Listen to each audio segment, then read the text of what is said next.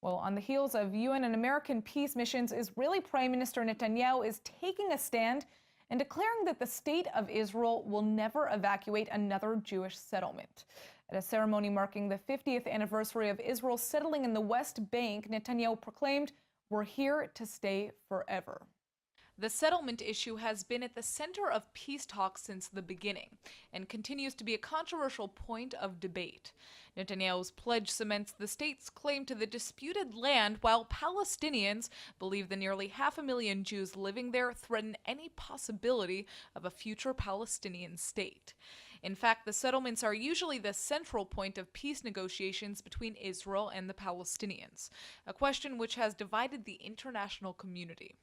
Just today, a group of Palestinian landowners and Israeli rights groups actually filed with the state to halt the construction of a new settlement, which was originally planned to service the families evacuated from the Amona outpost earlier this year. The Israeli government had actually doubled its budget recently to speed up the new settlement, but the new objection aims to bring things to a complete stop.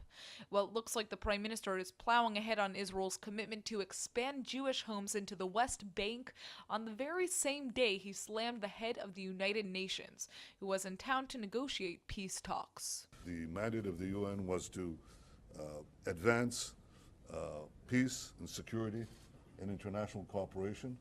And this is something that we seek to do, but I think objectively we can say that the UN has failed when it comes to Israel to live up to this mandate.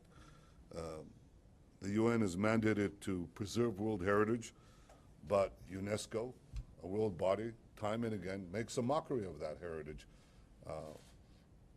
most absurdly, when it denies the connection 3,000 years old of the Jewish people to our eternal capital, Jerusalem.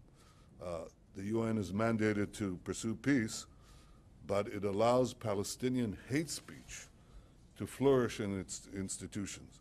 The UN is mandated to stand up for human rights, but it allows in its various forums the worst human rights violators to take up the cudgel and to accuse Israel of violating human rights. It looks like Israel's taking a very hard line, hopefully one that can still lead to peace.